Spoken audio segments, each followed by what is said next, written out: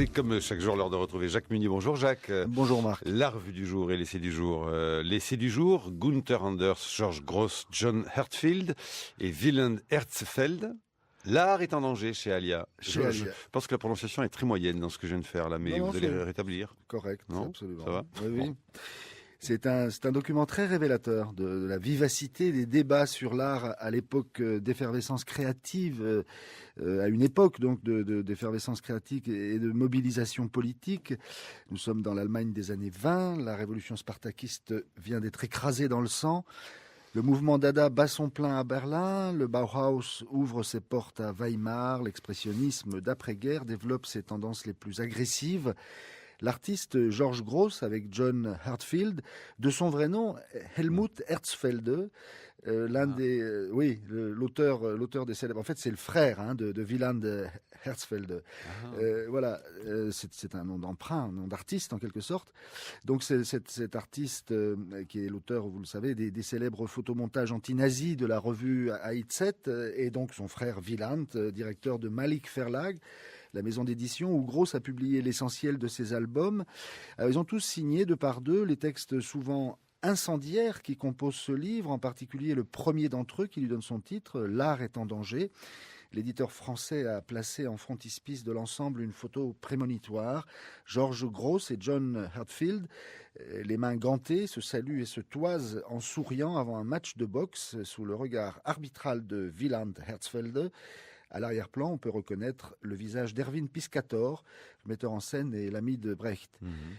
Et c'est bien d'ailleurs de pugilat qu'il s'agit dans ces pamphlets aux accents souvent iconoclastes et d'un pessimisme noir.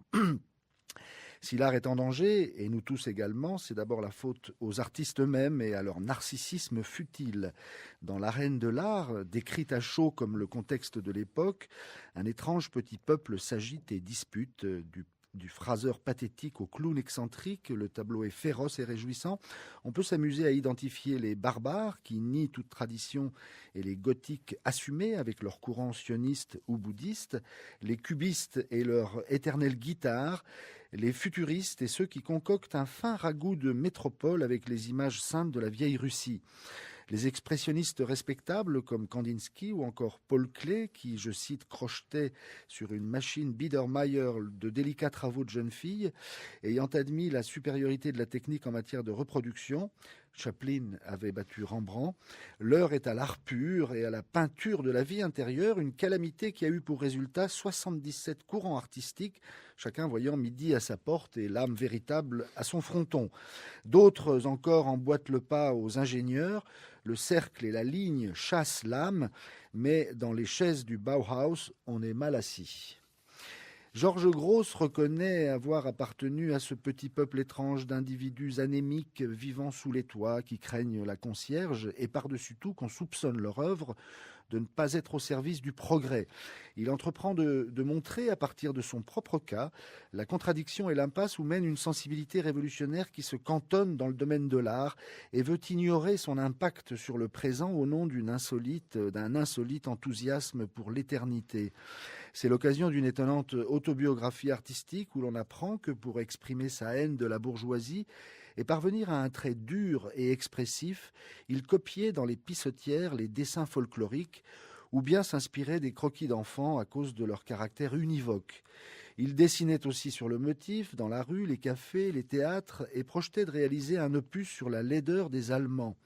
La Grande Guerre, où il n'a pu empêcher d'être provisoirement transformé en soldat prussien, est venu comme un embrayeur de puissance accuser le mordant de ses figures. On peut voir d'ailleurs dans le livre quelques-uns de ces dessins représentant des éclopés de 14-18 qui font la manche dans leur uniforme dépenaillé. Dernier round, il fait jour, là je cite des petites formules qui sont en tête, en quelque sorte en tête de chapitre le long des paragraphes, il fait jour et il s'agit de peindre utile, vous voyez, à l'époque, on votait pas utile, on peignait utile, peindre utile et de choisir donc entre la technique et la propagande, entre l'art pour l'art et l'art engagé au service de la Révolution. Dans un autre texte intitulé La canaille de l'art et co-signé cette fois avec John Herzfeld, dont on peut voir d'ailleurs dans le livre quelques photomontages anti-nazis, parmi les plus célèbres, en particulier celui qui était paru en 1934 dans la revue Heidset et qui montre Goebbels en merlan accrochant la barbe postiche de Marx au faciès du Führer lorsqu'il s'adresse aux ouvriers. Georges Gross s'en prend au professeur Oskar Kokoschka de l'Académie des arts plastiques de Dresde. Oskar Kokoschka, rebaptisé pour l'occasion Oshka Kokoschka. Alors, lors de l'opposition populaire, l'opposition armée à la tentative de putsch de Kapp, des échauffourées avaient eu lieu à proximité du musée du Zwinger.